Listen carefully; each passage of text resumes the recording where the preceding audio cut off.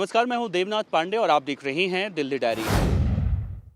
आज देश के राष्ट्रपति द्रौपदी मुर्मू ने दिल्ली के उपराज्यपाल यानी मौजूदा दौर में देखें तो वीके सक्सेना दिल्ली के उपराज्यपाल हैं और दिल्ली सरकार और दिल्ली के उपराज्यपाल को लेकर लगातार विवादों की खबरें सामने आती रहती हैं। लेकिन केंद्रीय गृह मंत्रालय की दखल के बाद 3 सितंबर 2024 यानी कल देर रात एक नोटिफिकेशन जारी किया गया है, जिसमें ये अब साफ हो चुका है कि दिल्ली के उपराज्यपाल के हाथों में दिल्ली को लेकर शक्तियां ज्यादा आ चुकी हैं। यानी अब कई ऐसे बॉडीज हैं जिनमें साफ तौर से दिल्ली सरकार से बिना किसी सलाह मशवरा लिए अब दिल्ली के उपराज्यपाल उसमें अपनी दखलंदाजी न सिर्फ कर सकते हैं बल्कि वो सीधा सीधा आदेश दे सकते हैं। केंद्रीय गृह मंत्रालय ने दिल्ली जो राष्ट्रीय राजधानी क्षेत्र दिल्ली का 1991 का अधिनियम है उसी हिसाब से ये नोटिफिकेशन जारी किया है और जैसे ही ये आदेश राष्ट्रपति ने लागू किया, जैसे ही दिल्ली के उपराज्यपाल को इतनी शक्तियां मिली, वैसे ही एमसीडी के 12 निकाय के जो चुनाव थे वो भी आज कराए गए हैं। उसके लिए आज ही पीठासीन अधिकारी दिल्ली के उपराज्यपाल ने नियुक्त कर दिए हैं। साफ तौर से एक बात और देखी जाती है कि जब दिल्ली के उपराज्यपाल और दिल्ली सरकार के बीच में आपसी मतभेद की खबरें निकलकर सामने आती हैं तो हर बार दिल्ली में सत्ता में बैठी आम आदमी पार्टी इस बात को लेकर कोर्ट में जाती है, याचिका लगाती है और कोर्ट में जब फैसला होता है, सुनवाई होती है तो भी वहाँ भी आम आदमी पार्टी को या दिल्ली सरकार को मुँह की खानी पड़ती है। बहरहाल इस आदेश के बाद अभी आम आदमी पार्टी की तरफ से कोई अभी ऑफिशियली कोई प्रतिक्रिया निकलकर सामने नहीं आई है, लेकिन इतना तो ज़रूर है कि दिल्ली सरकार की शक्तियां अब छीन कर एक तरह से कहें तो राष्ट्रपति द्रौपदी मुर्मू के जरिए अब दिल्ली के उपराज्यपाल को सौंप दी गई है। कांग्रेस के नेता और लोकसभा में नेता प्रतिपक्ष कांग्रेस के पूर्व राष्ट्रीय अध्यक्ष राहुल गांधी आज जम्मू कश्मीर के दौरे पर थे। आज उन्होंने जम्मू कश्मीर में चुनावी रैलियां की। इस रैलियों के दौरान न सिर्फ राहुल गांधी ने जम्मू कश्मीर विधानसभा चुनाव 2024 की एक तरह से कहें आगाज कर दी है तो शायद गलत नहीं होगा, लेकिन राहुल गांधी अपनी इस रैलियों के बीच में जितने भी शब्द वो बोलते रहे, जम्मू कश्मीर के युवाओं के अंदर वो शब्द जोश के रूप में भरते रहे, उनमें राहुल गांधी की वही तेजी देखने को मिली। राहुल गांधी ने कहा कि जिस तरह से आज मौजूदा वक्त में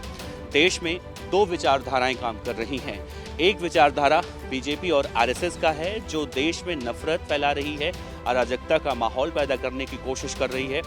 दूसरी तरफ हमारी विचारधारा है जो हम शांति, अमन, प्यार, मोहब्बत, ये सारी बातें राहुल गांधी ने कही। राहुल गांधी ने एक बात और कही है कि जिस तरह से पहले सुनने को मिलता था कि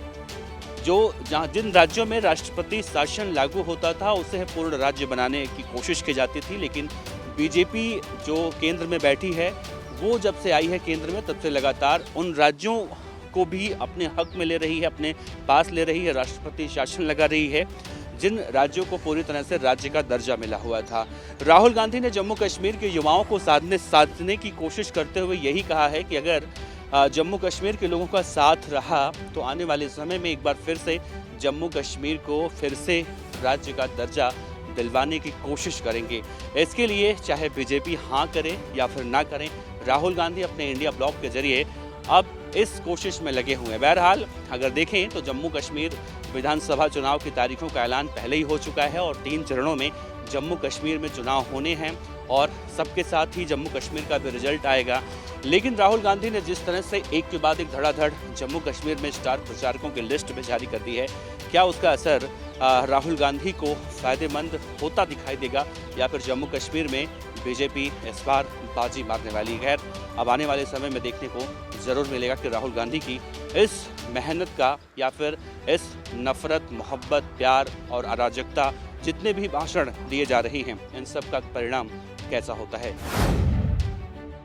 हरियाणा विधानसभा चुनाव की तारीखों के ऐलान के बाद आज एक तस्वीर बहुत जमकर वायरल हो रही है। ये तस्वीर है विनेश फोगाट और बजरंग पुनिया।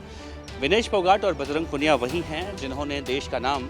रोशन किया है विदेशों में और अब राहुल गांधी के साथ इनकी तस्वीरें सोशल मीडिया पर जमकर वायरल हो रही हैं, जिसके कयास बहुत पहले से ही लगाए जा रहे थे और इस बात की संभावना अब जताई जा रही है कि विनेश फोगाट कांग्रेस के टिकट पर अब चरखी दादरी से हरियाणा के विधानसभा चुनाव लड़ सकती हैं। दूसरी तरफ बजरंग पुनिया भी बादली से टिकट मांग रहे हैं, लेकिन राहुल गांधी चाह रहे हैं किसी जाट बाहुल्य इलाके से अगर बजरंग पुनिया को उतारा जाता है तो उस सीट पर कांग्रेस की जीत पूरी तरह से सुनिश्चित हो जाएगी। बहरहाल कयासों का दौर पहले से ही लगाया जा रहा था और ये तस्वीर जब निकलकर सामने आई तो ये कहीं ना कहीं अब